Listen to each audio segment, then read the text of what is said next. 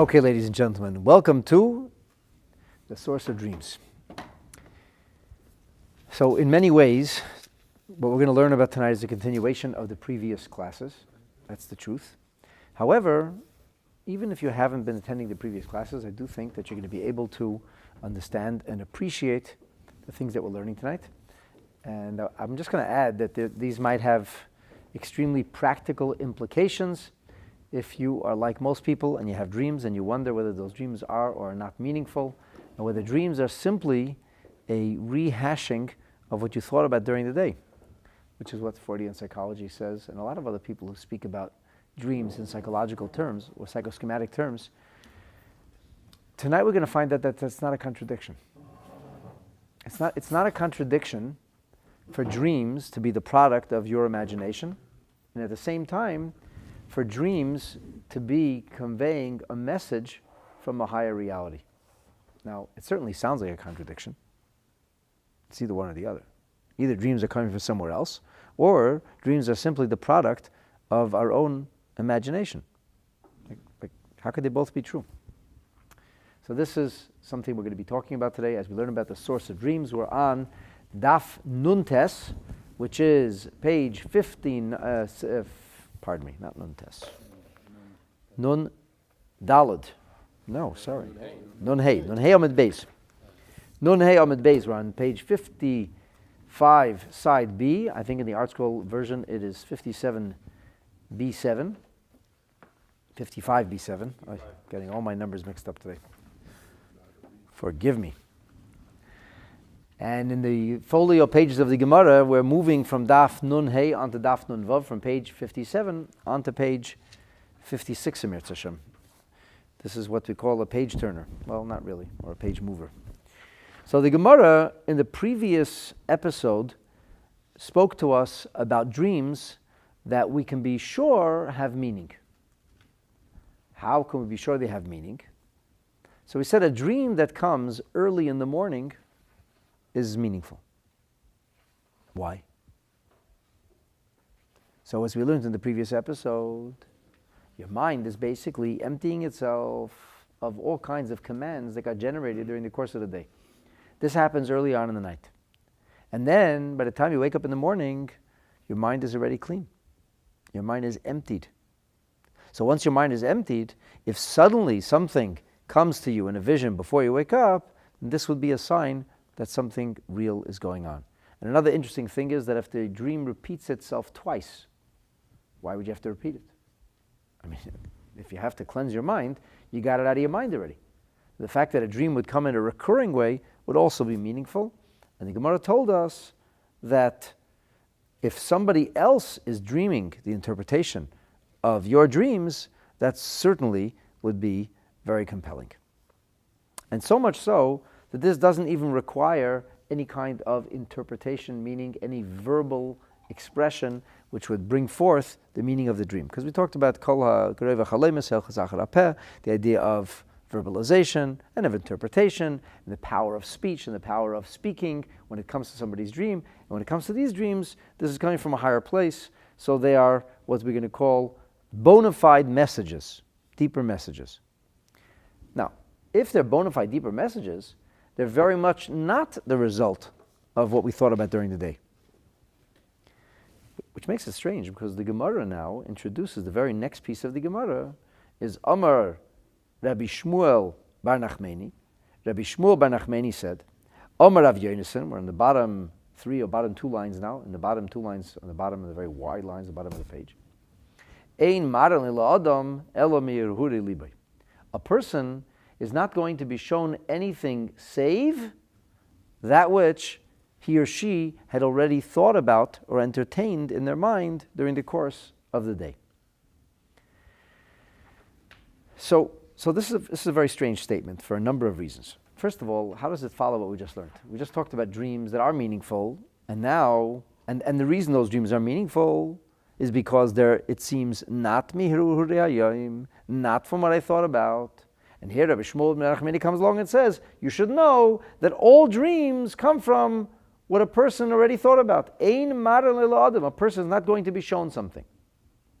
Number two, Ein maran le'la adam it doesn't sound like something a person shows himself or a person envisions himself.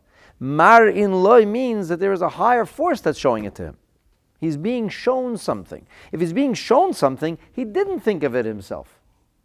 So, well, if he's being shown something, why would he have to be shown meir hure libe? Why would he have to be shown that which is already inside his heart, so to speak? I have a question over here. Mikael W. was asking you, what about a dream during the afternoon nap? That's a very good question. And I'm going to just say that broadly speaking, the dreams that we speak about here are nocturnal visions. Not something that happens during a quick nap, but rather something that happens at night. And by and large, it is possible for something that happens in the macro at night to happen in a micro during the day. It's not unreasonable to say. Like we talked about this a couple of weeks ago. When people go to sleep at night, the body regenerates itself.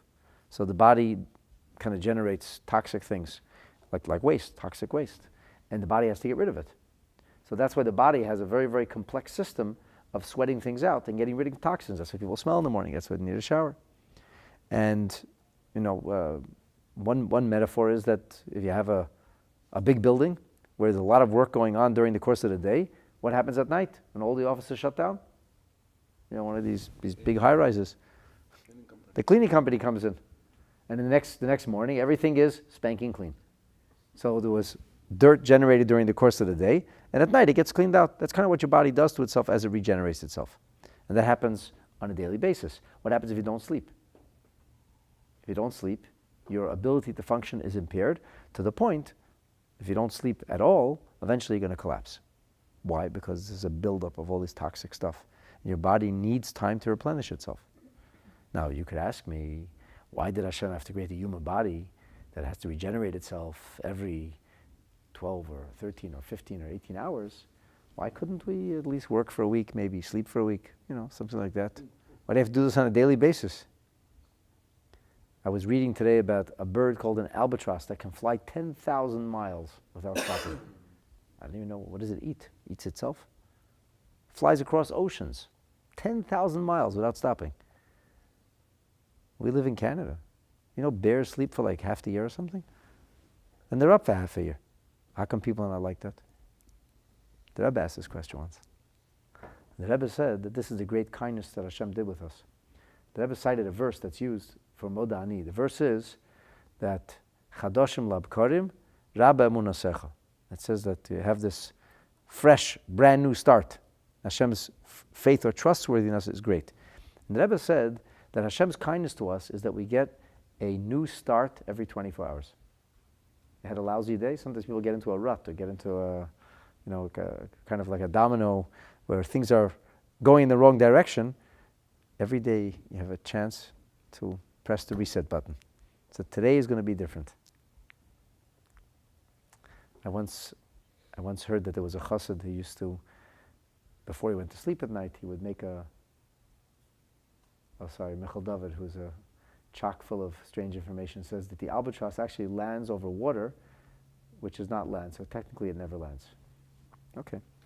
Anyway, doesn't work for people, but that's I don't know if this is relevant when you talked about it, but do we believe the soul departs the body during our sleep? To some degree. There's echad meshishim mimisa, 1/60th of death. 1/60th is the number that's given for something not to be effective. So if there's a tiny amount of non-kosher food that gets mixed into a very large volume of kosher food, if it's 1/60th, the food is still kosher. So there's enough death for us to overcome, because you don't come back. Once you go, you go. Okay, so you're saying the soul doesn't completely leave? No, so the soul doesn't completely leave. Dreams are coming in, Because are they coming in through the consciousness? Or they okay, so the thing is like this. In fairness, this is number 17, episode 17. So you're about 30 hours late on this, but I don't want to. We talked about a lot of this in previous episodes. I'm going to encourage you. That's all recorded. You can go back. You can watch it all in there. We talked about the mechanics of dreams. We talked a lot about the mechanics of dreams. What I'm trying to focus on tonight is the things that are relevant for this Gemara, to learn what we're talking about, the actual information now. I started saying something before and I figured out what I'm saying. Okay, probably not important. 24 hours. Whatever. Okay. At any rate, this is like the issue that we're having over here. That the Gemara is talking about dreams coming from a higher place, and as this young lady correctly said, that there is like, the soul communicates with a higher place and so on and so forth. Yeah, there is elements of that, right? But that becomes a question. If the soul is communicating with a higher place, and if there's deeper consciousness, we're connecting to some kind of loftier source, what is the meaning of that they only show him what he already thought about? So you're basically rehashing your own dreams, your own imagination. You're rethinking whatever you thought of. And how could a Shulman make this like broad statement? Ein marin leila adam. It's like this is like a rule. Whatever you're going to be shown is something you saw already. So the Mefarshim talk about this. They say that every rule has exceptions, but it's an exception. That means for the vast, overwhelming amount of dreams, you're going to have a dream that somebody saw something already. It's not a foreign, brand new idea. It's an idea which somebody's familiar with. And the third question I would ask is, now he brings a proof. He brings a proof not only from one verse, but from a second verse, a pasuk, a verse later, which obviously begs the question. First of all, why do you have to bring two verses? But we're going to talk about that. Why does he have to? What does he need verses for? Like Sigmund Freud wrote a book called Dreams. He doesn't quote any verses in the Torah. It's common sense. Most people will tell you that the things they dream, they can trace the dreams back to things they thought about. You don't need to be like a big dream expert. And you certainly don't need a verse in the Torah. You don't need prophecy to know about something which is basically common sense.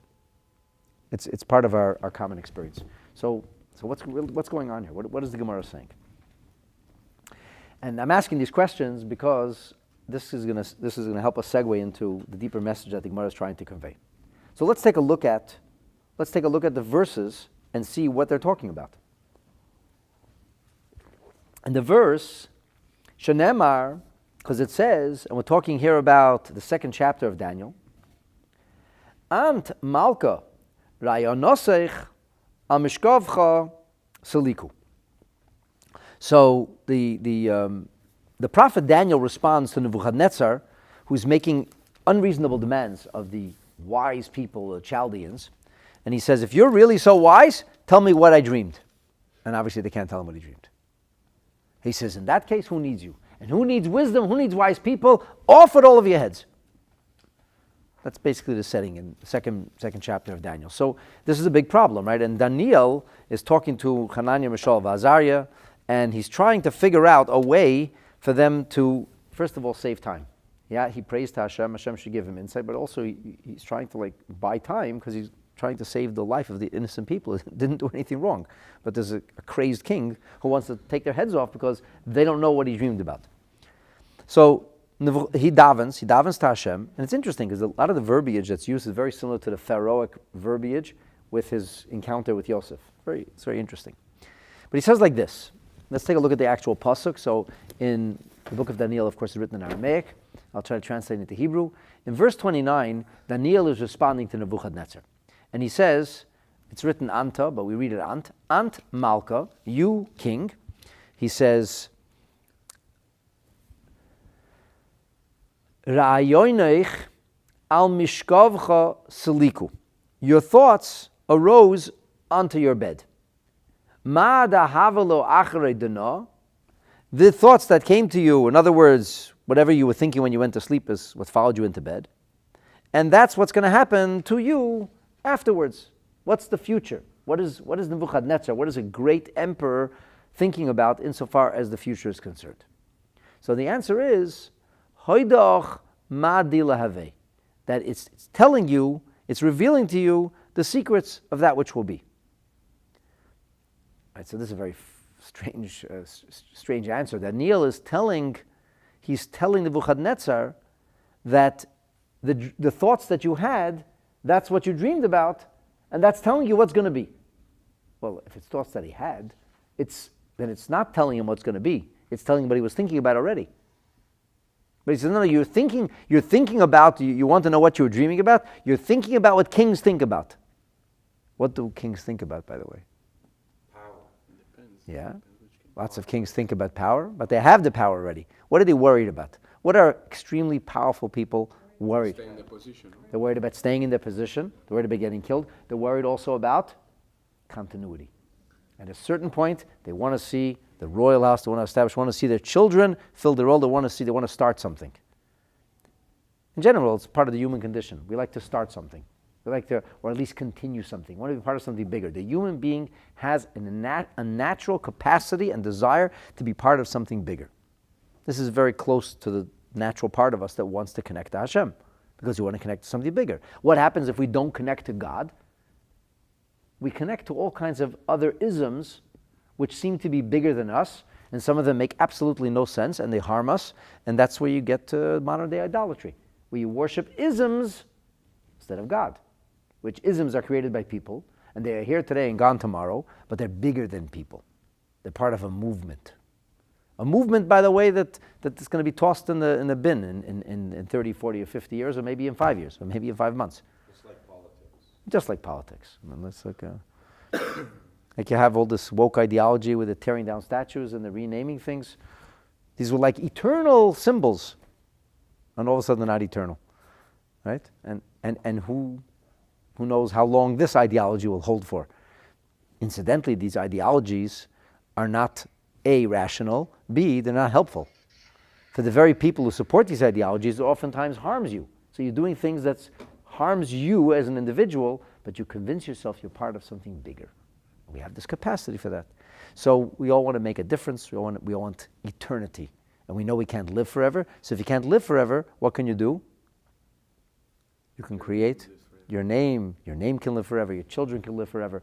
That's why people are always worried about their children. What are they going to leave their children? Want to leave something for the children.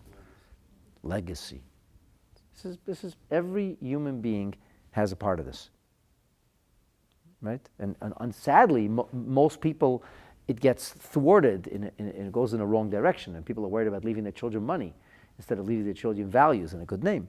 But this is what Nebuchadnezzar is thinking about. He's a king. He's worried about the future. What's he thinking about? He's thinking about his dreams are, as Rashi says, Ra'ayonech, which in modern Hebrew is ra'ayon, is oftentimes an idea, a concept. So Rashi says hirhurcha. Hirhurcha means not just ideas, but the things you meditate on, the things you obsess over. So the things that are very close to you, close to your heart, are very important to you. Nobody has to tell you to think about. Your mind just wanders there. You're maharer, you're thinking about these things. It's like we have to tell ourselves to think about Torah usually, otherwise our mind wanders somewhere else. And the real gift would be a person who's so immersed in Torah that's where their mind wanders naturally. That's halavai that would be. So Nebuchadnezzar, what's hirhurcha? Al mishkavcha saliku. So Rashi says, Ma shahita mahar bayom, ma'yia acharecha al mishkavcha alo. That which you were thinking about during the day, what will be after you? What will you leave behind? Legacy. What will you pass on? That's what he tells him. And he says, V'giloi razia hoidiacha. And this secret, or v'golei razaya hoidiach modilaheve. Says Rashi, HaKadosh Baruch Hu megale rozim, Hashem is revealing secrets, hoidiacha es asher in this dream that you had, he told you what will be. Told you what will be. Okay, I'm going to ask you a simple question, because you're all very smart people here. Nebuchadnezzar is having a real dream, yes? Because Daniel the prophet is going to be interpreting his dream. And Rashi doesn't tell us Baba Maisis, he doesn't tell us stories. Rashi says that when Daniel says, Golei Rozaya Hoidiach, that the secrets are revealed to you, Rashi says, HaKadosh Baruch Hu Megala Rozim. God is revealing secrets. So God is revealing secrets. So if God is revealing secrets, what does that have to do with what Nebuchadnezzar is thinking about? He said to the wise people, tell me what my dream was. Daniel says, I'm going to do that.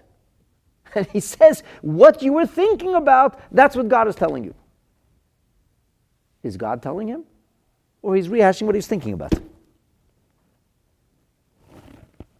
And then the Gemara says, if that's not good enough, if that's not clear enough, and if you will, you can say, Mehacha, from here.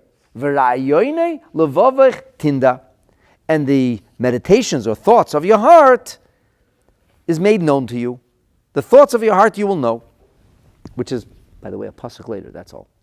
Daniel says about himself, very much like Yosef. Yosef says, I'm not the I'm not the rainmaker, I'm not the interpreter. God is the one who's doing this. Daniel says, Ana leip b'chochma da say, I didn't come here with a lot of wisdom, I'm not smarter than the Kol Dechaya than other people. However, Hashem revealed secrets to me. And what is Hashem telling me? That Pishra the Malka Yehoidun, that he's informing to me the interpretation of the king's thoughts. V'rayoyne levavech tinda. He's going to reveal the thoughts of your heart. Rashi says, Hirhure levavcha sha'ata mahara tamid, the things that you were always thinking about. And what was Nebuchadnezzar obsessed with? Ladas miyokum acharecha. Who is going to rise and rule after me? Nebuchadnezzar was not worried about somebody overthrowing him.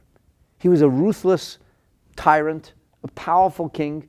He was looking over his shoulder at all times, and he had very, very loyal people around him. Nebuchadnezzar didn't worry about those things. Some kings worried about people overthrowing them. By the way, Achashverosh was very worried about that. Achashverosh was obsessed with the fact that somebody was always trying to get him, because really he was an usurper, and he didn't feel this was his thing, and he didn't fight any battles to get there. I mean, he fought political battles. He got rid of some of his enemies, like some people say certain politicians in the United States did. I don't know if that's true or not, but that's what they say. But he for sure got rid of it. He got, his enemies committed suicide. All of his enemies, a funny thing, they just committed suicide. It's amazing. And they all decided to do it the same way. Yeah, I'm talking about that. Yeah. Well, I'm not talking about anything, but So that's Achashverosh. And Achashverosh, because he had all of these obsessions, this was the genius of Esther. So Esther played on these fears. That's why she invited Haman to a meal. It's a brilliant gamble. Mamash, a brilliant gamble that she did. Of course, it's Hashem arranges everything, but you have to do your best b'derech hateva. So Esther was a brilliant strategist. She said, if I'm going to have Haman for a special party, and I'm going to cozy up to Haman. Of course, not too much, because then I'll kill Esther too. But I'm going to cozy up to Haman and make Haman feel very special. And then the king is going to be wondering, why is the queen so close to this guy Haman? What's going on over here? And it worked exactly like Esther wanted. But of course, far better than Esther ever could have imagined, because HaKadosh Baruch Hu was her partner. So what happened? What happened is that this was indeed his thoughts. And so he said, bring me my royal annals, and I want to hear about maybe I missed somebody who didn't do a favor. Because I know there was a plot against my life, and somebody helped me, and I can't remember who that was. And then miraculously, he finds out that he never did anything to Mordechai. It was Esther's foresight that she said that was the name of Mordechai. And he said, aha, that's it. So I don't reward people for saving my life. That's when nobody's saving my life now. That's when nobody's sending me any text messages. And as he's thinking, he said, aha.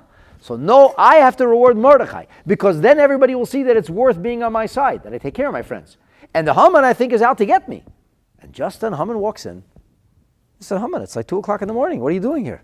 Haman says, I couldn't sleep. I have something very important to talk to you about.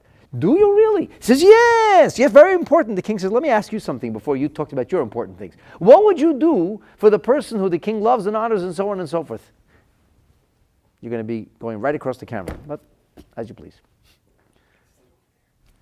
Hello, Rabbi, right over here. You got a Gemara, you got a chair, a table. Make yourself comfortable. L'chaim. And what happens? What did they start reading? Well, that is one of Haman's sons, by the way, who didn't want to read it, and the page keeps reopening. What happens then?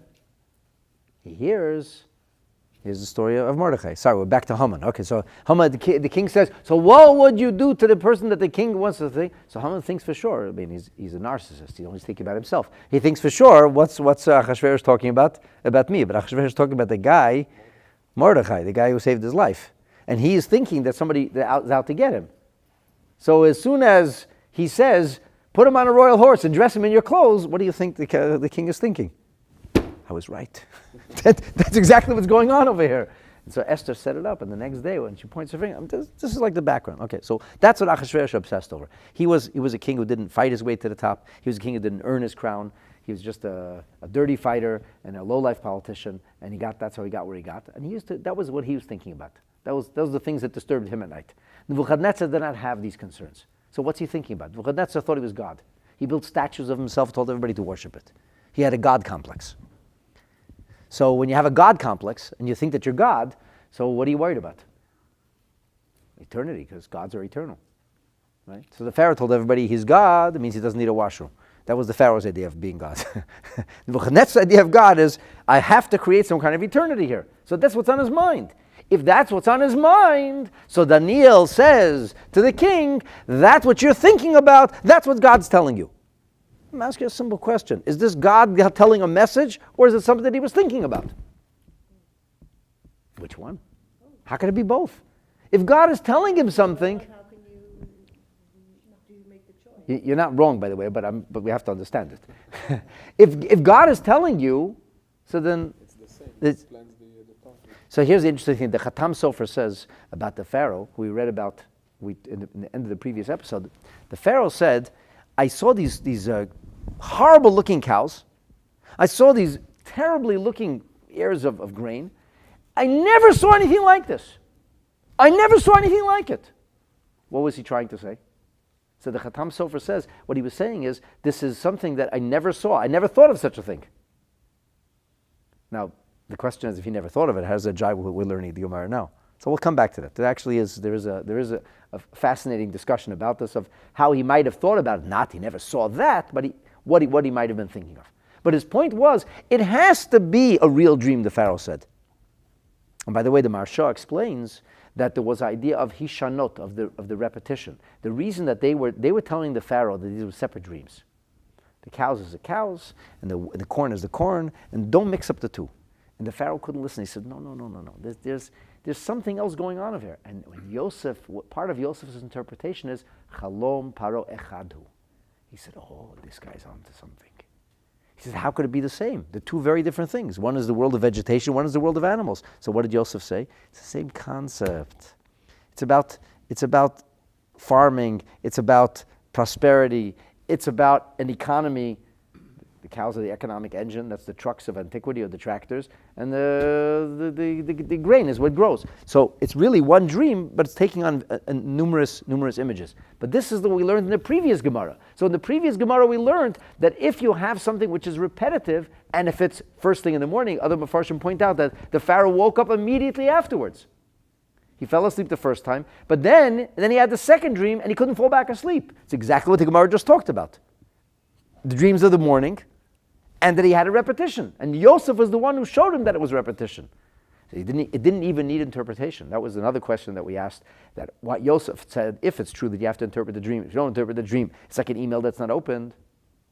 It's like a download that didn't happen. So then how could it be that Yosef said God is going to interpret? A person has to interpret. And one of the answers that the Mefarshim offer is that in this example, in Rabbi Yochanan's example that we learned about in the previous episode, you don't need interpretation, because those dreams are so vivid and so clear and so obvious that they don't even need to be interpreted. But here's a dream that does need to be interpreted. Most dreams do need to be interpreted. And we're learning from this that every dream will only come in the image of what a person is thinking of. So this is what I believe the pshat is. And first we're going to talk about the two different verses. Why do we have two verses in Iboyas Ema? Usually when the Gemara says Iboyas Ema, if you want, I'll give you an answer. It's usually a different kind of answer. It's not the same verse. So clearly there has to be some kind of difference. What the Gemara is really telling us is like this. Whether a dream comes to you in a very vivid way, which doesn't even need interpretation, or whether a dream will come to you in a manner that requires interpretation, but it's real, and we learned about that in the previous weeks, of where the neshama goes and how the neshama gets informed, whether it's demonic stuff or if it's coming from an angel, and so on and so forth. So we talked about that, okay. But every dream will always come to you couched in the framework of, and this is the key, what you thought about already. In other words, the dream is coming from a higher place, but you need a mechanism to receive that message. And you can only receive the mechanism, you can only receive the message with a mechanism that already exists before. And that's the meaning of what we learned a few weeks ago, that a dream is a nevuah ktana. It's a minor prophecy. What does it mean, a minor prophecy? It's like being a little pregnant. It's a prophecy or it's not? The answer is it's not. So why is it called a minor prophecy? Because a prophecy actually knocks out the system. When the person had the prophecy, it says he lost his mind. Some of the prophets disrobed, they fell on the floor, they were like paralyzed. The system is totally knocked out when the message of Hashem passes through. But here, a person doesn't have that. It's not, his mind isn't lost, on the contrary, his mind is expanded. It's like the only other way to have this kind of mind expansion is play with narcotics. Don't try that at home, God forbid. I'm not saying you should. I'm just saying that to think in such a meshuggah way, to unhinge or to loosen all the seams that your mind can fall open like that, you got to be out of your mind. I mean, and out of your mind is where, okay, a dream is out of your mind. It's out of beyond imagination. But the point is that in order for a person to be able to absorb these messages, what he requires is a mechanism, a convention through which the message should come. I'll give you a very easy example to understand. Suppose you're receiving a message, but the message is in a language you don't understand. Will you get the message? If it's in a language or an alphabet that you don't recognize or understand? The answer is no. So how will you get the message? Through the language you already understand. Yes, I already understand the language, but I don't know this message. So using the language they already know, now I can hear the message that you're giving me. So you're talking about a new idea which is coming, but it has to come in the frame of something that I'm already familiar with. So the frame I'm familiar with is thoughts that have already been had. So you're working with something. You have to take what's already there, and with this, something can be conveyed. So it's true that the Pharaoh said, I never saw such a thing in my life. I never saw such cows in my life. True. But he saw cows eating. So a person could imagine if you take all the seams out of your imagination and let your imagination run wild, you could imagine cows eating each other. I never saw such skinny cows. The Mefarshim Taka asked the question, what about the ears of corn? Nobody ever saw a corn eating, one corn eats the other. That's crazy. Vegetables don't eat each other. He says vegetables don't eat each other. However, the concept of being swallowed up can sometimes also mean it's balua, it's covered over. And we have various scriptural expressions where something is covered over, something is overwhelmed. It's called balua, swallowed up. Doesn't mean there's a mouth that's chomping. Something is swallowed up by the sea or swallowed up into a crowd. So it could be a lot of very, very nice, beautiful harvest which swallows up or covers over the harvest which isn't very nice. So it's not like the Pharaoh didn't think about these things. Like, let's talk about the Pharaoh for a second. He already told everybody he's God. He's already planning to live for eternity because they're going to mummify him and put him in a gold casket and build him a big pyramid, and they're going to fill it with food and batteries with music playing. Oh, sorry, that wasn't him. You know what I mean? So he already has his eternity also. The Pharaoh's not thinking about eternity. So what's the Pharaoh going to think about? What, by the way, what did ancient Egypt obsess over? What was their idol? What did they worship? Sheep. They worship money. They worship money. Now, by the way, on the subject of the sheep, which is very parsha related, I thought about this a lot because most of the archaeological evidence we have is about them worshiping cats, not sheep. I mean, the archaeology that we've discovered shows them deifying cats. Doesn't show them deifying sheep. So I think what happened is like this. I think the Egyptians used to worship animals, much like in certain parts of India they have the sacred cow. But you can't bring a korban pesach from a cat. Why? Because he's not a kosher animal. So the one kosher animal that they used to worship was the sheep. So why don't we have any, why didn't the sheep show up? Maybe the korban pesach finished off all the sheep. They gave up on the sheep. The cats they still held on to. I'm just saying, they worshipped like living things. But what was the Avodah Zarah of Egypt? What was the real God of Egypt? The real God of Egypt? Money. But what was the symbol of money? The Nile River. Why? Because in the rest of Africa, you don't have precipitation. If you don't have precipitation, there's a lot of desert. It's a desert area. And then you took other parts of the Middle East. If you have rivers, Iran have rivers. A lot of rivers, you're going to have prosperity. The land of Israel was always a problem. What's the problem in Israel? It's extremely fertile land. In Saudi Arabia, they don't have this problem because nothing grows there. It's for the most part, it's sand. It's desert. But if you have a country with fertile soil, and Israel has extremely fertile soil, and today we're realizing this, we see the wines that have been produced coming out of the Golan, the finest wines in the world, they're competing with the French Riviera and California estates. Right? This is about much the things that we hear about. And today we see it. Because Genosar, the Gemara talks about this valley that grows amazing fruit. We see it today. You see the fruit growing out of Israel today. But what's Israel's biggest problem? They have very fertile soil. What don't they have? What don't we have in Israel? We don't have water. That's our problem, right? That's our problem. The brilliance of modern day Jews in technology has been finding a way to irrigate the land of Israel, right? So, and that's why it says that Eretz Yisrael is limitar hashamayim tishta. Eretz Yisrael is always drinking from the heavens. So what's the natural thing? If you want to know if you can have a yield in Eretz Yisrael, which direction are you always looking? You're always looking up. Is the rain coming? And we have a whole Masechet, a whole tractate of Gemara that is called Ta'anit, that deals with primarily what happens when it doesn't rain. Because it doesn't rain, we have a drought.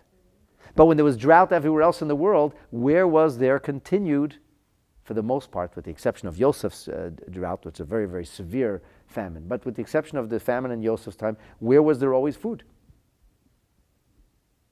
In northeastern Africa, also known as the Nile Delta. Because the Nile is a very powerful river, and the Nile, the Blue Nile and its tributaries always kept the northeastern tip of Africa well irrigated. So that was their great success. Why? Ask yourself the question: why was ancient Egypt the envy of all countries? Why was it the most dominant and powerful country in the Middle East in antiquity? Why wasn't the areas of Sudan, or why wasn't the western side of Africa?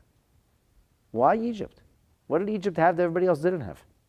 The answer is they have gorgeous weather and a lot of water. And that goes together with extreme prosperity. So therefore, what's the Pharaoh thinking about all the time? Prosperity. What's he going to think about if he thinks about prosperity? Where's he going to think? Thinking about the river. That's the source of it. In order to farm, what do you need? Farm animals. You have good farm animals, what do you produce? You produce grain. That was what the Pharaoh thought about. And since that was what the Pharaoh thought about, that's what his dream was about. Now, of course, Hashem was giving him a message. Yosef thought this very clearly. Hashem is giving you a message that there's going to be a famine, there's going to be a drought, that you should prepare, and Egypt become the source of sustenance for everybody. But the point I'm making is you can see from one of the profoundest dreams, which is clearly a prophecy and a message from Hashem, that it came in the form of what he was thinking about. And that's exactly what Rabbi Shmuel Bar Nachmani is telling us. Rabbi Shmuel Bar Nachmani is not talking about the silly dreams that Freud discusses in his books, or that modern psychologists will talk about, that whatever you thought about during the day, that's what you dream about at night. Good, it's self-understood. That's obviously the case. That's not the question here. The question here is about a real dream. The Chiddush of Shmuel Nachmani is, even when the dream is bringing you a deeper message, it's always going to come along the lines of, within the framework of, what you are familiar with. And then if you look back at the way the commentaries on Daniel speak, you'll see it's very, very clear. So for example, in the Mitzudas David, he says like this. He says, V'omar el hamelach, machshavtecha b'hiyescha sheich v'amitaska, the things that you were thinking about on your bed, koidem hashina, before you fell asleep. You ever hear the expression? What keeps you up at night? What do you toss and turn about? What keeps you up at night? So those are the things you're going to dream about, because that's what keeps you up. He says, what was keeping you up before you fell asleep? What were you obsessing over? And he says, Hashem uses that to reveal to you something. That's what this dream was about. Now, hold this thought of what the Mitzudas David says, because this is going to be a key to understanding why we have two psukim over here. So he says, Ra'yoynei levavcha, the thoughts that are in your heart, tinada. He says here, Hure levavcha shata mahara tomid, the things you're always thinking about. What's the king always thinking about? Mi yakum acharecha. Who is going to rule next? Who's coming after me?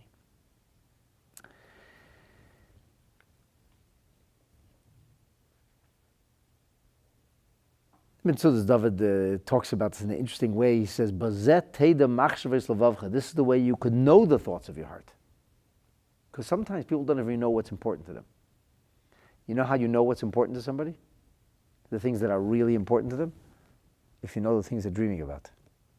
Because the things they're dreaming about are the things that they're thinking about most profoundly. That's why they're dreaming about it. And he says, that's how we could know. So you asked what your dreams were. I can tell you what your dreams were about. It was about the things you were thinking. Okay, so now that we have this a background, I think this is the proper approach to the Gemara. This is the matrix to understanding the Gemara. The next thing we have to understand in this Gemara is the fact that we have two psukim for the same idea. Let's take a look at Rashi. Rashi says that hirhure libay mashahu mahar bayim, what he thinks about during the day. Ra'yonech. So here Rashi translated that as machshavasecha. It's interesting. In Rashi's commentary on Daniel, he says hirhurecha, the things you're obsessing over. Here Rashi says machshavasecha.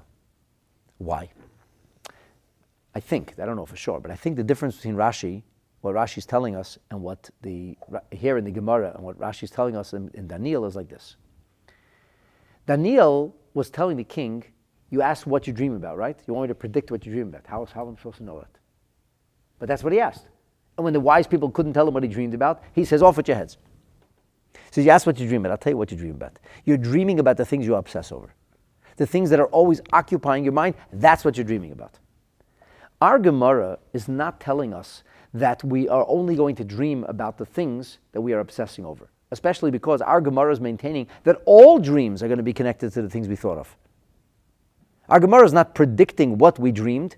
Our Gemara is telling us that in order for a person to get a message from a higher place, assuming that he or she is even getting a message from a higher consciousness, that there's going to have to be some kind of vehicle that's already in place for you to receive this dream. So therefore Rashi here in the Gemara says not Ra'yon Secha, but Machshavei Secha. Something you thought about. It may be the thing you were obsessing over, because this is a dream that's coming from a higher place. But Hashem is going to use your thoughts to convey that dream to you. Whenever you're going to come across the idea of ra'ayon, which ra'ayon in modern Hebrew means thoughts, Rashi says it does not mean what you want. And this Rashi says this is a general legend to deciphering. Whenever you will come across the scripture, ra'ayon is not a want, ra'ayon is a thought. There's a big difference. He says, v'zeh yechiach, and this will be the proof. V'ra'ayoneha b'haloineha. And this is for the pasuk of Daniel of the next chapter over, 2 chapters over. It says that your thoughts are disturbing you. They're being mevalvel you. So Rashi says, v'chiritzein shaladam mahaviloi. Does people's desires overwhelm them or frighten them? No, their thoughts frighten them. What you want doesn't frighten you. What you want, you want. And maybe you're frightened not to get what you want. But getting what you want doesn't frighten you. He says, the problem here is that it's a person's thoughts. So Ella, machshaveisav meval neisei. It's a person's thoughts, and that's what we're talking about over here. Now, usually, when we have the Gemara, which will introduce a conundrum, a legal conundrum, and the Gemara will say, okay, this is not really a question. Why? Because you have to qualify. Answer A, if you qualify it this way, that's not a contradiction to something else we learned elsewhere. And then, the ibayis, and if you wish, here's another way of looking at it, a different answer. And sometimes the Gemara will go not only 2 times, but even the 3rd time, giving you 3 options of how you can resolve the issue of a seeming contradiction, or something that the Gemara, for whatever reason, is intractable. But here, the Gemara brings a proof from a pasuk. Okay, fine. So, v'ibayasema, if you want, it's verse 29, or if you want, it's verse 30. Okay, so if verse 30 is for whatever reason a better verse, then let's quote verse 30. Why would you want this verse or want that verse? What's the point? It's the same, it's 2 verses. So like what? And why, if the Gemara wants to say that both verses together, why is ibayas? And if you wish, you should say, just say, it says in verse 29 your thoughts, and it says in verse 30 the thoughts. So you see that the dreams come in the way of the thoughts. So this is it's very hard to understand. What is the Gemara trying to say over here? So there's a number of ways of resolving this. And I'm going to share with you just a sampling of what the possible ways of resolving this problem is. So in the Sefer called Pisach Halemes, he suggests the following. The question which we could have here is, do dreams reveal the meaning of our thoughts, or are the things that are being revealed to us come in the manner of our thoughts? It's 2 different ways of understanding. In modern terminology, are dreams the key to self-psychoanalysis? Does it enable you to understand yourself better? To understand what's really bothering you? If you look at from the things you're dreaming about? Or are the dreams the vehicle that's bringing the future to you? Something which is beyond you. One is kind of looking inward, and one is looking outward. One is interpolation, where you kind of know where you came from, you know where you're going, and now you want to know, where am I up to now? What am I up to in life? What's really driving me? And if I'm having these dreams, that tells me something. It's very revealing. It reveals my present location. It's like the Heisenberg principle of uncertainty, that if something is in a state of velocity, you can't know its speed and its location. You can know one or the other. You can't know both. Because when you're measuring the speed, you're measuring the radio waves, which have highs and lows, and some have broader highs, or you go from between heights, from between summits. So the radio is what takes from here, point A to point B, that's you're able to measure how fast something's going. But if you're measuring how fast something's going, you're never going to know where it actually is. And if you're measuring where it actually is, then you're not seeing the radio waves on the side. And or like the quantum physics further developed by Niels Bohr, that the nuclei is itself always in a state of motion. And because the nuclei is in a state of motion, so when something is traveling at great speed, you can't pinpoint the exact location because the nuclei itself is not stationary. So if I'm worried about like where I am, like I know where I'm going from, I know what I'm going towards, I know what I'm into, where am I? Like where actually am I on the? This is like a way to like, the dream is like I'm not in motion right now. I'm sleeping, so I'm not in motion. It's like a metaphor. Like I know I can pinpoint exactly what I'm dealing with. Okay, so this is one way of looking at it. Another way of looking at it is that the dream is actually an act of extrapolation. It's like I'm taking all of my coordinates, wherever I've been up until this point. I know how far it took me to get from here to there, and so on and so forth. Now I'm imagining what will be in some kind of future, and that could actually be coming from a higher place. It could actually be something that's being revealed to me. So the Pesach Halem says like this. From the first pasuk, it seems that the question is, where is he really? Where is he really? What's he up to? So Daniel says to the king that you should know that Golei Razia Hidiacha Ma de lahave. The Hashem is revealing to you, it's being revealed to you what's going to be, but like based on where you are right now, or it could be it's only based on where you are right. It could be that kind of, who says it's speaking about the future?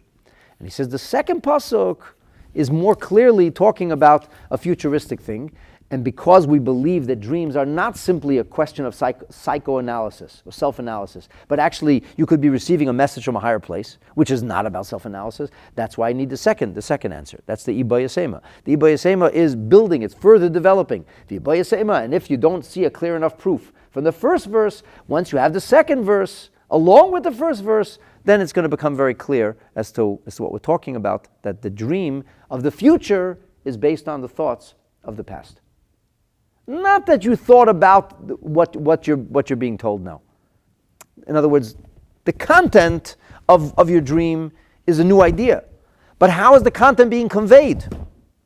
And the answer is being conveyed in the frame of the familiar. So we're using the familiar to introduce you to something which is unfamiliar. A simple example. If you want to teach a new idea to somebody, so what you could do is take the old ideas that they already know, use variables they're familiar with, and by using these variables they're familiar with, you can illustrate something that they never heard of before. But they'll be able to understand you because they're familiar with your language. But if you introduce language of variables they never heard of before, they don't know what you're talking about. Sometimes I speak to like school children, and it's a little bit difficult to speak to school children, at least for me, because I'm not thinking what they're thinking. So I have to think of what are they thinking about? Like what makes sense to them now? And I want to tell them what they know already. I want to teach them something they don't know yet, a new idea in Torah. But I have to talk in the language that they're familiar with. So when they are familiar with a certain language, they say use these variables, use these things that they're familiar with, and then you can teach a new idea. So it's the same thing. The dream is telling you something what will be, but the only way you're going to be able to decipher that or understand it is if you have some kind of familiarity to begin with. Because all of this comes to us in a system of metaphor. It's not, you don't get an actual like a a voice note or a text message, not having letters light up. So that's what the Pesach Chalemus wants to say. That's what we have like one approach, and then like a second approach, which gives us a deeper idea. But this I have to say, this answer doesn't resonate with me so much, because I don't really see in the language how the first would be so specific to the interpolation and the second to the extrapolation. I just don't see it in the language. But here's something that really, really, this talks to me. So the Ben Yohu, the Ben Ish Chai, says something incredible. He asked the question, he says, Kasha, this Gemara is very hard to understand. Ma chesaron, what was wrong with the first answer? I mean, the first proof was, Nebuchadnezzar said, tell me what my dreams are. Daniel said, okay, I can do that. I can do that. It's very simple. It's what? Ana Malka Rayoneseich Al Mishkovcha. The things you're thinking about before you fell asleep. And then all of us he comes and he says another pasuk. But Varayoyne Levavcha Tinanda. It's the things you're thinking of that are going to bring you this message. So the Ben Ish Chai says, like, what's going on over here? What was wrong with the first one?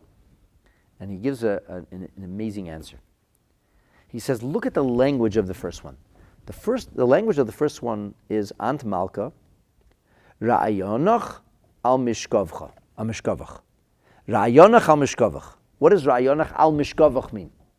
Ra'ayonach is your thoughts. Upon. Mishkovach means your bed, laying down. How does he translate it here? Your thoughts arose into your bed. Your thoughts arose into your bed sounds like the things you were thinking about right before you fell asleep. In other words, the things that you obsess over, the things that you can't sleep because of those things that keep you up at night. So that means it's only the things that you're always thinking about. And that's a problem.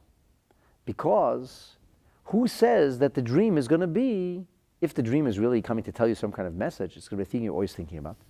So he says the second pasuk is telling us that it is the rayon of levavech, not just the things you thought of right before going to sleep, but the things that are actually in your heart all the time.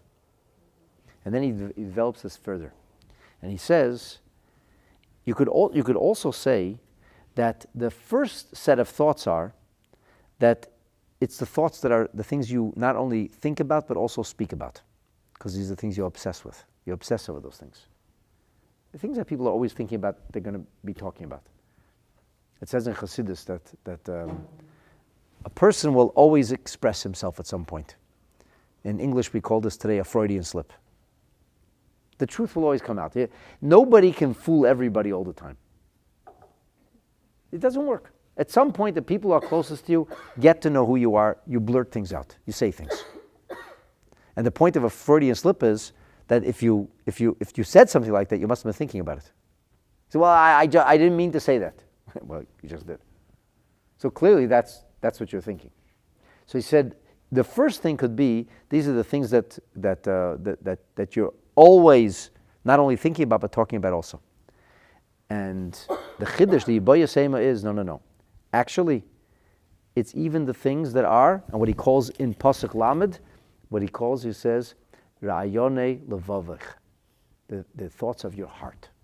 Why doesn't he just say Ra'ayonech? Ra'ayonech, your thoughts. Because there's the thoughts that are in your heart. The things that you're not only passionate about, but things you feel. And those things are sometimes is an expression, libe lepume legalye. From the heart to the mouth, you don't necessarily always reveal. People don't always talk about the things that are close in their heart. They don't. It's like the things you're afraid to think about, even the innermost thoughts. So then the Ben Yohu says, in that case, why don't you just stick with the second pasuk, and that's all. So he says, the problem with that is that the second pasuk, it doesn't speak anything about dreams. It doesn't speak about going to sleep. It could be daydreams. It could be thoughts that come to a person. But the first pasuk Chavtes, is clearly al mishkavech, when you're going into bed, things that keep you up at night. So because each pasuk has what the other pasuk doesn't have, it's only with both of these verses together that I'm able to have that clarity. This really gives us a very profound understanding into the concept not only of everyday pedestrian dreams, which, by the way, have no meaning, which we talked about. The Maharsha says that these come to you through a shed. Shed literally translates as a demon, but as I talked about a couple of episodes ago, a demon doesn't mean something that's red and carries a pitchfork. It's a euphemism for a force, an empty force, a force that has no value and that makes no real contribution. So there are all kinds of forces. It's a force. The force of imagination, the force of fears, there are all kinds of forces. But we're talking about a malach, we're talking about a choreographed force, a positive force, positive energy. That means something is being brought to you from a deeper place. But in all these events, it will always follow the well-worn path of familiarity. It's always going to follow what you're familiar with. Your dreams will always be familiar to you. That's the point. What you find out might not be familiar, but it will come to you in familiar terminology. Why? Because Hashem is using what you already have. Otherwise it'd be prophecy. It's like it's coming from somewhere else. So Hashem uses what you have to be able to convey a deeper message to you. The Gemara says, Omar Rava said, Teda, you should know that this observation is absolutely correct. A person does not see dikla de dava. He doesn't see palm trees of gold. And v'lei pila bekupa de machta. He doesn't see an elephant going through the eye of a needle. These are not things that a person thinks about.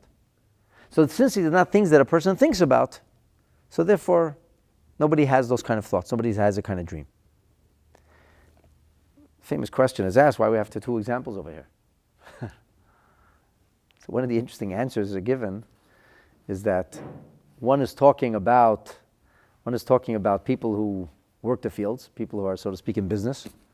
But even people in business who dream about Midas's touch and the alchemists the whole day, they still don't see gold growing on trees. They imagine some kind of magical way to turn things into gold, but they don't see golden trees. Nobody sees golden trees. Page 56, Daf Nun Vav. So that's for the people who think about gold. And what about the elephant? What about the elephant? So the elephant, he says, the word elephant, pil, is also connected to the concept of a pilpul, the Hebrew word for pilpel is a spice, is a pepper, but a pilpul is like a very, very nuanced concept, a calculus kind of developed concept, right? So he says even if a person is thinking about a mind-blowing concept and a very widely developed concept, he doesn't imagine that concept going into the eye of a hole. So it's kind of covering whether you're a person who lives in the conceptual world or a person who lives in the business world. People think about ideas a whole day. Ideas don't fit into tiny eye holes, needle holes. And people think about money a whole day, are not thinking about golden trees. So even if you're thinking about it a whole day, you're thinking about it within the frame of something which is somewhat... The Binyo asks a question. He says, why do you have to say an elephant that's going into a hole of eye of a needle? Why do you say an elephant climbing on a building? Ever see an elephant climb on a building? No. So why don't you say that? So he says something very interesting. I find it very insightful. He says, an elephant was the euphemism in those days for the largest animal. That was the biggest animal. Now, whether a rhinoceros can be bigger than an elephant, I don't know. But the elephant was part of the civilization at the time. Elephants were used in war. The Assyrians, that was their tanks. People rode elephants into battle. Elephants are very smart. And they can be trained very well. And they're also fearless. They have a lot of, and they're enormous animals. And this has survived till this day. Ever hear the expression that the guy's like fat like an elephant? People say that. So, I'm fat as an elephant. So that's like the elephant in the room. Till today, the elephant has retained its special place in human imagination because already from the days of antiquity, the elephant was the largest, most imposing animal, impossible to ignore. A house you can't sell, real estate you can't sell. What do they call it? A white elephant. It has, even modern English has its way. Okay. So he says, the Binyo says, imagine a person could have seen a very, very large person, a very plus-sized person climbing a ladder. An enormous guy. You know, there's, I don't know if you saw, there was a whole big thing on social media. A very, very large person tried to get into an Uber or a Lyft. She sued them because they didn't want to let her in the lift. Okay, whatever. So a person could think of something very, very large, a person very large, but the euphemism becomes then elephant, big like an elephant. So that's in your head. You say, that guy's big like an elephant. Well, look at that elephant over there. So once you're thinking elephant, and then you imagine an elephant fitting into a small. So an elephant could climb a building. You could see a very large person climbing. He says, but nobody imagines elephants, the largest thing known to us, fitting into the smallest hole that's known to us, the eye of a needle. That's totally meshuggah. Even meshuggahim don't think about that. So he says, you see. He says that the teaching of Shmuel Bar Chmeini is absolutely, it's right on the money, because nobody actually thinks about these things, and because nobody thinks about these things, nobody dreams about these things. And that takes us right onto Daf Nun Vav. And here we have some fascinating stuff about crazy kings who decided to torment the Jewish people. And first we had a Persian emperor and we had a Roman emperor. These were the two empires that were vying for control during the Talmudic times. Two powerful empires. And sometimes one was larger or more prominent than the other. I mean, really, if you think about it, the Babylonian Empire is conquered by the Persian Empire. And the Persian Empire is one of the largest empires that ever exists, an enormous empire. And they have, this Pony Express, the Persian Pony Express. They have the most intricate system of highways ever known to humanity in the ancient world. It was built by the Persians. And that's what it says that Mordechai sent runners. They had these expert Pony Express runners who were waiting, and they would give a message, and the next royal runner would run till he was about to drop, and he would hand the message to the next. And they were able to be in communication. The entire country was in constant state of communication. And the Persians perfected that. But eventually, a little-known prince from Macedonia takes his father's throne, conquers the much larger country, the neighboring country. I'm talking about Alexander of Macedonia, who becomes the king of Greece, of the Greek Empire, builds this enormous Greek Empire. What happens to the Greek Empire? He doesn't last very long. I think he dies at 34, 36. His empire fractures, and eventually what happens? Eventually the Roman Empire comes. But the truth is that the Persian Empire didn't disappear. And the Persian Empire, which dominated the areas of Iran and Iraq, these were not under Roman control. And the Romans were always fighting. So here we have a story of a Persian empire and a Roman emperor, and both of them are making ridiculous demands of the sages. And the Mepharshim talk a lot about this, the demands sound entirely meshuggah, like are totally unreasonable. But this is what the Gemara says. And this will be a beautiful way of bringing home the point we just made. Bringing home the point, because this is going to be like a backwards approach. What's going to happen is that we're going to see from these two stories that the things that people thought about actually showed up in the dreams. But it's not just the things that people thought about. You have to know, I can tell you whatever I want. It doesn't mean you're going to be dreaming about that. Why? Because that's not where your head is. In order to get somebody to think about something, you have to know what really touches them. You have to be able to stimulate people's thought. And if you stimulate people's thought and you can figure somebody out and you know how to get through to him, then that's, so to speak, what lives in his mind. Because you know how to get through. And so anyway, this is let's go to the story. You'll see everything I'm saying. So the Gemara says like this: Amar like Keser l'Rabbi Yeshua b'Rabbi Chanina. The Keser, the Caesar said. Rashi says, who is Keser? Melech Roimi. This is the king of Rome, the Caesar of Rome. Tagar im Parsium. He was always in competition with the Persians, the Persian Empire. The Roman Empire were at each other's throats. So he says to Yeshua ben Hanania, Amritu de Chachamitu Tuva. They say that you guys, you Jews, are very smart. That's what they say. You Jews are very smart. Yeah? Well, if you're so smart, Eimali my chazina b'chalmaya. Tell me what I'm going to see in my dreams. And this sounds like entirely crazy. Mehila Nebuchadnezzar asked his people, and Daniel was the only one who was able to answer him. Daniel wasn't a chacham, Daniel was a navi. So if he's a navi, how in heaven is he supposed to know this? And what does it even have to do? Does anybody think that just because somebody's smart, they're going to be able to know something? So the Sifsei Chacham talks about this very question, and he says like this. He says, Efsher, the kavanas ha-keser hoya, maybe the intention of the Caesar was that, since it says that rak am chacham v'novin hagoya gadol hazeh, that since it says in our Torah, and this is from Parshas Vayeschanan, it says only this wise nation is wise amongst the nations. And what is our wisdom? How do we get respect, just by the way, amongst the nations? From Torah. When we have Torah knowledge. That's really what they respect. And then the Sifsei Chacham says that in the book called Smichs Chachamim, it quotes over there this idea that Chacham adif minavi, that being wise is even more effective than prophecy. And that's what the Caesar meant when he said, it said that you're so wise. If you're so wise, and your book says that the wise person is smarter than the prophet, well, in that case, tell me what I'm going to see in my dreams. Because after all, Daniel was a Navi, he knew this, and you're so smart, Chacham adaf mi Navi, now tell me this. Now, I'm just going to give you a modern take on this. Newtonian physics introduces us to something called predeterminism. And by the way, the only reason that we're able to disprove Newtonian physics is because of the Heisenberg principle of uncertainty. Why? Because Newtonian physics posits that if you know all the information of everything that happened, with all the variables, you'll be able to predict what will happen in the future.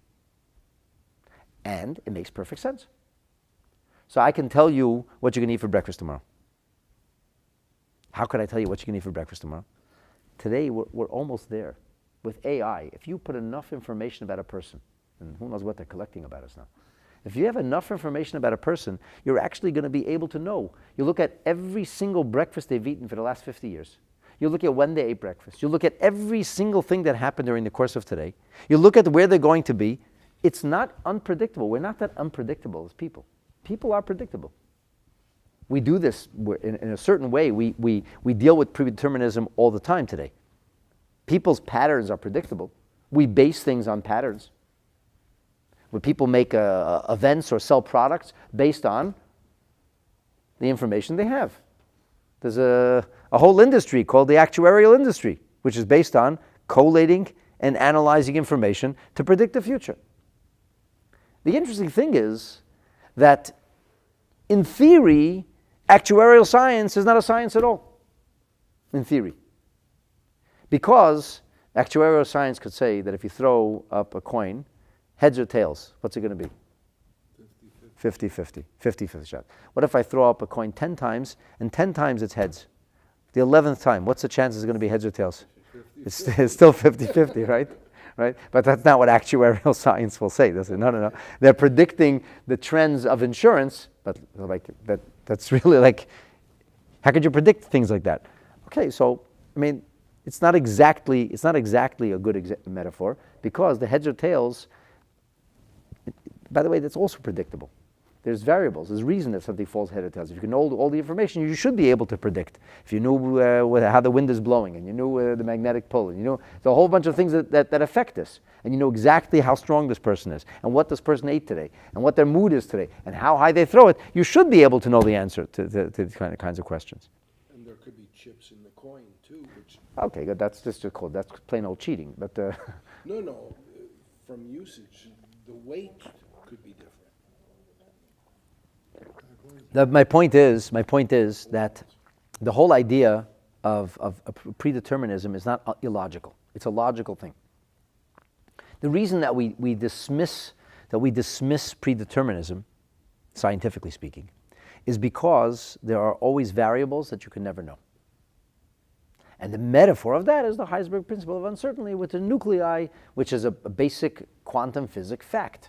And the quantum physics factoid is that it's impossible to know where the nuclei or the center of the little atom is. So the nuclei of the atom, you can never know where that is when it's in velocity. Because you can, Sorry? Yes, it still works off probabilities, but it's not certainty. Probability and certainty are not the same thing, right? But Newtonian physics posits certainty. And I'm telling you, with the AI today we have today, there's an element of predeterminism which is stunningly accurate. You can predict what people will wear tomorrow. You can predict where they're going to go shopping. You can predict all these things.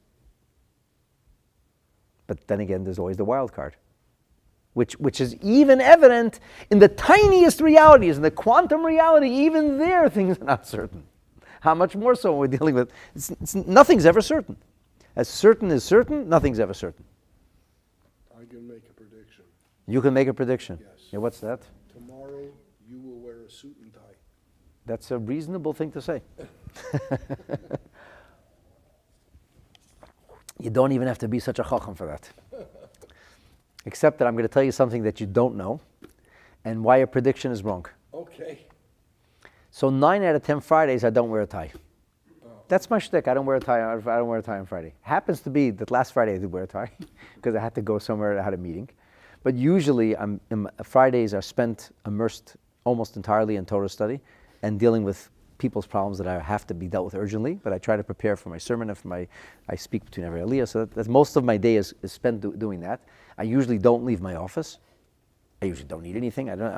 Friday I'm busy a whole day, and so Friday I don't wear a tie. So you predicted I wear a suit and tie tomorrow. You're actually wrong. but if you knew me better, or if you were in my office on Fridays, you would predict that I wouldn't wear a tie tomorrow. But last Friday would have been wrong because I did wear a tie. Because it happened to be that I happened to have to go somewhere, and I had to present myself in a certain way, and I thought the tie would be the right way to do that, right? But what you're saying is true. Okay, so what is the emperor, what is the Caesar saying to this chacham? I mean, the way the chacham explains to it, he says, your Torah says you guys are smart. And if you're so smart, if a Navi could know, for sure a chacham should be able to know. Now, of course, this is entirely unreasonable. It's actually Meshuggah. But, I mean, kings are crazy. So, enough power will make anybody crazy. So the king is crazy, and he's out to get the Jews. He says, you're so smart, tell me what I'm going to dream tomorrow. Now, by the way, Rabbi Shua B'Chananius was not, didn't have the option of saying, Your Royal Highness, are you out of your mind? Because something like that could remove his head from his shoulders very neatly in a way that it shouldn't be returned. So what's he going to do? So he says, tell me what I'm going to see in my dream. Amar Leis, I'll tell you exactly what you're going to see. He says, Chazes, de mishchare lecha parsoi. You're going to see, and I'm going to look here to get the exact English translation. In your dreams you will see that the Persians will press you into the service of their king. V'garbe b'cha, v'raye b'ch shkotze b'chutre dedava. So they're going to draft you, so to speak. And you are going to be pasturing, and it says it's disgusting animals, but according to many of the Mefarshim, it's talking about a pig. You're going to be pasturing pigs with a staff of gold, a shepherd's staff of gold. So let's take a look at Rashi. Rashi says like this: My chazina, my era b'layla b'chalem. What am I going to see tonight in my dream? So he says, Mishche lecha parsoi. So what's going on over here? Now Rashi says something very, very profound, very interesting. He says, Oisim b'cha avodas hamelach. They are going to press you into the service, draft you into the service of the king. Kemoi, loy chamra dechad minchain shachris. V'loshen chachamim, hidovik l'shachvar v'yishtachavuloi. So the language of shachvar is a ruler. And here's the point that's being made. What was the Roman Caesar's greatest fear? What was the thing that kept him up at night? He might get killed. He's going to lose to the Persians. He was obsessed with the Persians. Now what happens if he gets captured by the Persians? What happens? The Shavulocha, they're going to take you into captivity. And then what are they going to do? They're going to have you pasture the pigs. So the Mefarshim say like this. The Mefarshim explain that in those days, it was considered the convention that when one king vanquished another, he would still treat him like a fellow. He would treat him like a king. But he would embarrass him and shame him. He would basically subjugate him. But he wouldn't kill the king. Now, why wouldn't one ruler kill the other ruler? This is what we call professional courtesy. Why would one king give the other king professional courtesy? Think about it. So that they won't get killed. Exactly, because it was in every king's interest to do this, because the next time around he's going to be at the edge of somebody else's sword, and he doesn't want to be killed. And another reason is that if you subjugate the ruler, if you just kill him, anarchy can break out loose. But if you subjugate the ruler, if the ruler is going to bow his head in submission, everybody else will bow their head in submission. Right? It's a dangerous business, but if it works, it can be very effective. So this was common in those days. And because this was common in those days, so that's why he said to him, what's going to happen is that you are going to, so to speak, you're going to shepherd the pigs. What's the staff of gold? The Mefarshim speak about this. They say that he meant to shame him and his citizens. We call them a bunch of pigs. That was like a pejorative. And what they would do is they would collect tribute. They would collect tribute. They would make them pay enormous sums of money. And what happened is then the conquered country was basically impoverished. All their wealth was going to somebody else's coffers. So they can barely take care of themselves. They're barely surviving. If they don't pay the tribute, the armed forces come in and they walk all over them and they take it. So they have no choice. So they're terrified out of their wits. They have to pay the tribute and they have no money. So how's the country going to be able to build itself up? How are you going to mount a robust kind of counter offense if you have no money? If you're barely surviving? And the answer is, of course that's the intent. The intent was to vanquish the country. So this was the brilliant geopolitics of the day. When you conquer a country, keep it poor so that they don't have the ability to revolt. Make them self-police, make them rule themselves. Says, why should we police you? Police yourselves. Just pay us tribute. And in that way, you break their back. Now, if Rabbi Yeshua would have said something to the Caesar that the Caesar never thought about. So what am I going to dream about? What are you going to dream about? That you're riding a flamingo. He doesn't think about it. Right? Why? No pun intended. Why would he think about that? So Rabbi Yeshua's chachma, you see, the Caesar was right. Rabbi Yeshua was very smart. What was his wisdom? His wisdom was to be able to understand his greatest fear, the thing that he always thought about. And when he mentioned this, he kind of triggered that thought. And he knew that if he would trigger him, this is what we use in modern terminology, getting triggered, he triggered him. So if he triggered him, he obsessed over this. Sometimes you have people who know how to trigger other people, which means they say certain words or make certain accusations, and people, they flip out. They lose themselves because they got triggered. And anybody can get triggered, especially when your guard is not up, when you're not expecting it. So Rabbi Yeshua triggered this Caesar. And that's what he thought about a whole day. And guess what he dreamed about that night? What he thought about all day. Exactly what he was thinking about all day.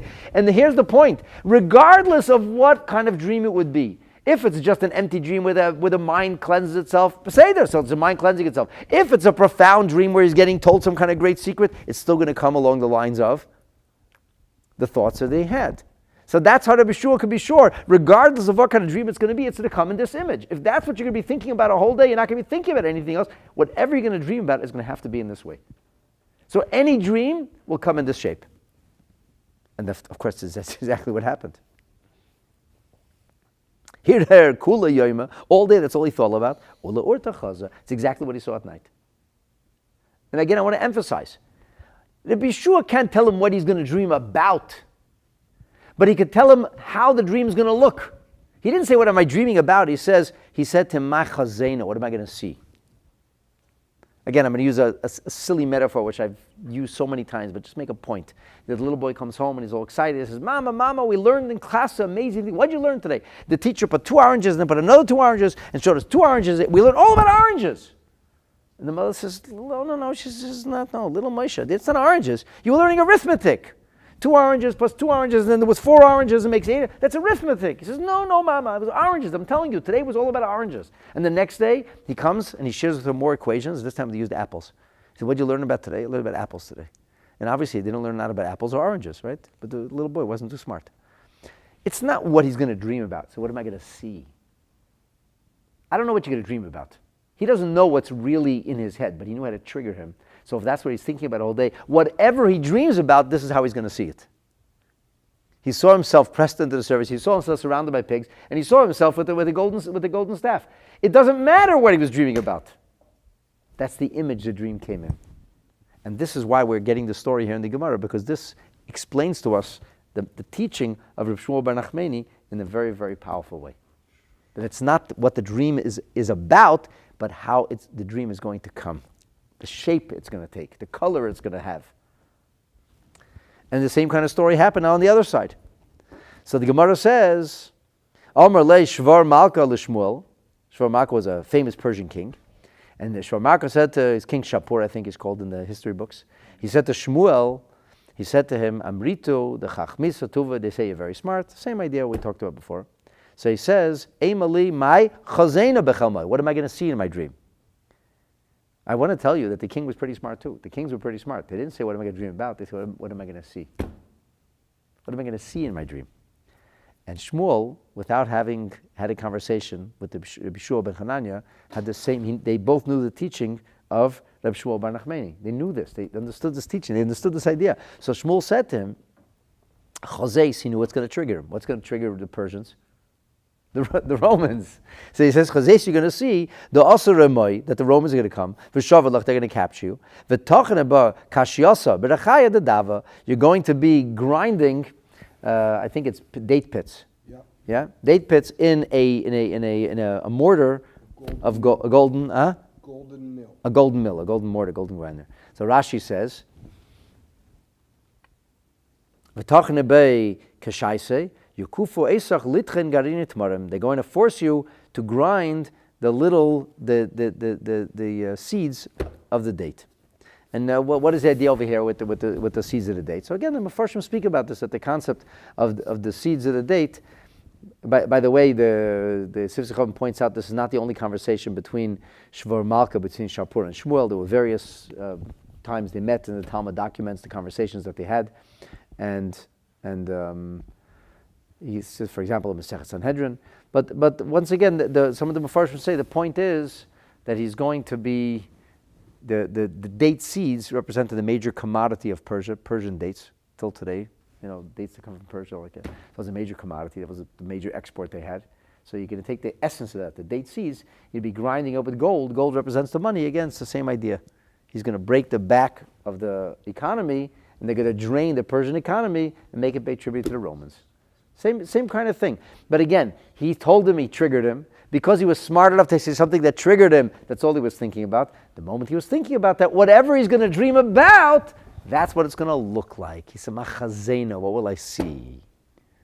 And this gives us an incredible, I think, understanding of the source of dreams, not the source of the message of the dream or the content of the dream, but the image of how the dream is going to be coming across to us.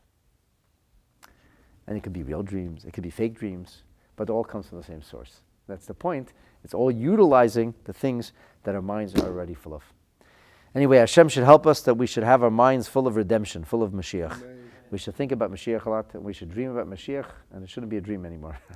And the nightmare of Golus should end, and we should be Zeicher Meretz Hashem to the coming of Mashiach Tzidkenu, and it should be Hayinu Kecholmen. The whole Golus will be like a distant dream, a distant nightmare. And as Michal David says, sweet dreams to everybody.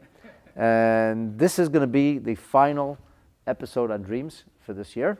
And we're going to be going to New Gemara, Bezrat Hashem, so stay posted. Everybody should please, those who are out there online, please make sure you're subscribed and your family and friends are subscribed. And please share the class. And everybody who's here tonight, please keep coming. And let's keep learning Hashem's Torah. Laila Tov, Haguta Nacht, Besurot Tovot, Kol Tov.